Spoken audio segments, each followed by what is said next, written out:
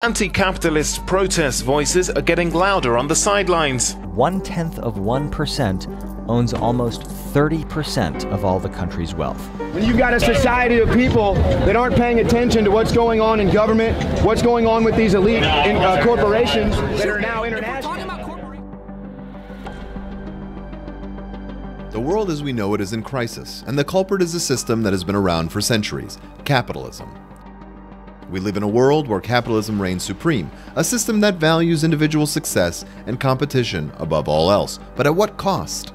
Capitalism led us down a path of rising inequality, political instability, and environmental ruin. The growing political unrest and inequality we see today are the direct result of decades of bad economic theory. The idea that greed is good has long been upheld as the cornerstone of our economic system. But what has it truly given us? Rampant inequality, environmental destruction, and a society where profits matter more than people. It's time to reject this outdated and harmful mantra and embrace a new theory of economics, one that is built on the principles of reciprocity and cooperation. In this short documentary, we will explore this new theory and show how it can help us build a more just and sustainable future for all. So join us as we dismantle the old ways of thinking and chart a new course toward a brighter tomorrow. Chapter 1. The Origin of Capitalism. Capitalism is a socio-economic system that is based on the principles of private ownership and the pursuit of profit. Its origins can be traced back to the rise of mercantilism in Europe during the 16th and 17th centuries. Mercantilism was a system in which the government regulated trade and commerce in order to promote the wealth and power of the state. Over time, the system evolved into capitalism, which placed a greater emphasis on the role of the market and the individual in economic decision-making. The development of capitalism was closely tied to the growth of industrialization, which created new opportunities for entrepreneurs and investors to create wealth through the ownership of factories and other means of production. There are several economic theories that underpin the capitalist system, but three of the most prominent are classical, neoclassical, and Keynesian economics. Classical economics is one of the oldest economic theories, developed by Adam Smith and others in the late 18th and early 19th centuries. It emphasized the importance of free markets, in which prices are set by supply and demand, and individuals are free to pursue their own self-interest. According to classical economics, government intervention in the economy should be limited, and economic growth is best achieved through the invisible hand of the market. Neoclassical economics emerged in the late 19th and early 20th centuries, building on the foundations of classical economics. It also emphasized the importance of free markets, but it places a greater emphasis on the role of individual consumers and firms in setting prices. Neoclassical economists believe that consumers make rational choices based on their preferences, and firms maximize their profits by producing goods and services that consumers demand. Keynesian economics, developed by John Maynard Keynes in the 1930s, is a response to the Great Depression. It emphasizes the importance of government intervention in the economy to stabilize economic growth and prevent recessions. According to Keynesian economics, government spending and tax policy can be used to stimulate economic activity during periods of slow growth. This theory also supports the use of monetary policy, such as lowering interest rates to boost economic activity. Chapter 2. The Problems with Capitalism. Capitalism spread rapidly throughout Europe and then to other parts of the world through colonization and globalization, becoming the dominant economic system of the modern era. Today, it is the driving force behind much of the world's economic growth and development, although it continues to be a subject of debate and criticism due to its impacts on inequality, social justice, and the environment.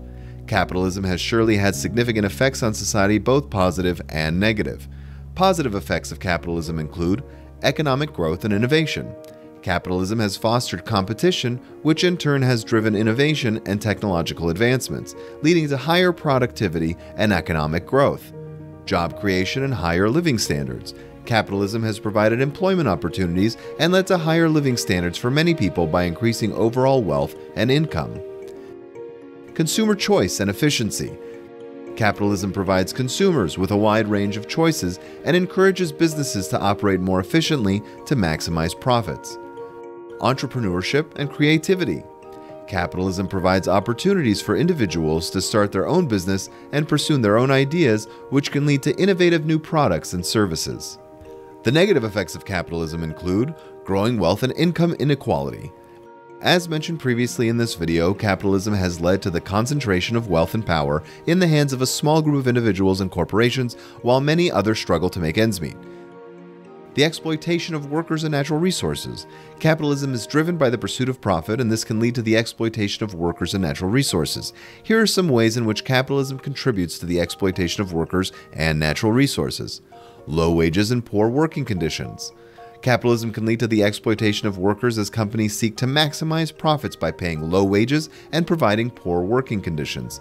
This can result in a range of negative outcomes, including unsafe working conditions, long working hours, and inadequate benefits. Child labor and forced labor. Capitalism can also lead to the use of child labor and forced labor, particularly in developing countries where labor laws and regulations are weak. This can lead to a range of negative outcomes, including human rights abuses and poor living conditions. Natural resources depletion. Capitalism can also lead to the depletion of natural resources, as companies seek to maximize profits by exploiting natural resources at an unsustainable rate. This can result in environmental degradation, including soil erosion, water pollution, and deforestation. Land grabs and displacement. Capitalism can also lead to land grabs and displacement, as companies seek to acquire land for resource extraction or development. This can result in the displacement of local communities and the loss of traditional livelihoods. Financial instability and crises. Financial instability and crises are among the negative effects of capitalism. While capitalism has the potential to drive economic growth and innovation, it also creates a volatile and unpredictable economic environment, which can lead to financial instability and crises. Here are some ways in which capitalism contributes to financial instability and crises.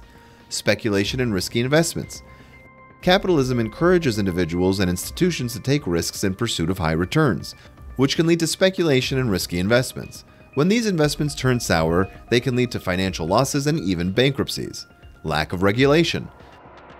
Capitalism is often associated with a free market system where the government plays a minimal role in regulating economic activity. This lack of regulation can create an environment in which fraud, corruption, and other unethical practices can thrive. Booms and busts. Capitalism is cyclical, with periods of economic expansion, booms, followed by periods of contraction, busts. Booms can lead to overconfidence and excessive borrowing, which can fuel financial bubbles that eventually burst, leading to crises. Financialization of the economy.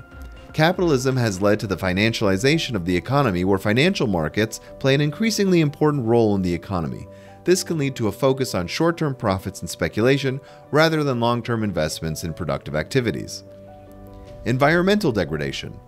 Environmental degradation is another negative effect of capitalism. Capitalism, with its focus on profits and economic growth, often prioritizes short-term gains over long-term sustainability, which can have significant negative impacts on the environment. Here are some ways in which capitalism contributes to environmental degradation. Overconsumption and waste. Capitalism encourages consumption as a means of driving economic growth, which can lead to overconsumption and waste of resources, including energy, water, and raw materials. Pollution and emissions. Capitalism can also lead to pollution and emissions as companies prioritize profits over environmental concerns. This can lead to air and water pollution, toxic waste, and greenhouse gas emissions that contribute to climate change. Deforestation and habitat destruction.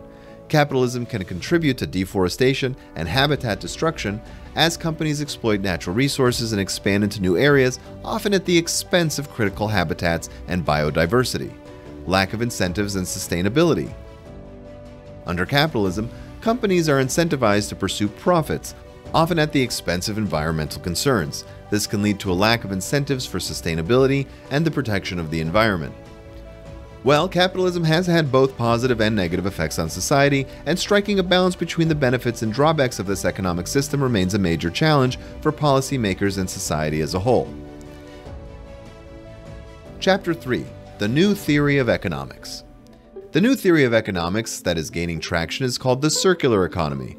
This theory is based on the idea that instead of following a linear model of take, make, dispose, businesses and individuals should focus on creating a closed-loop system in which resources are continuously reused and waste is minimized. At the heart of the circular economy is the concept of reciprocity and cooperation. This means that individuals and businesses work together to create value for everyone, rather than focusing solely on maximizing profits.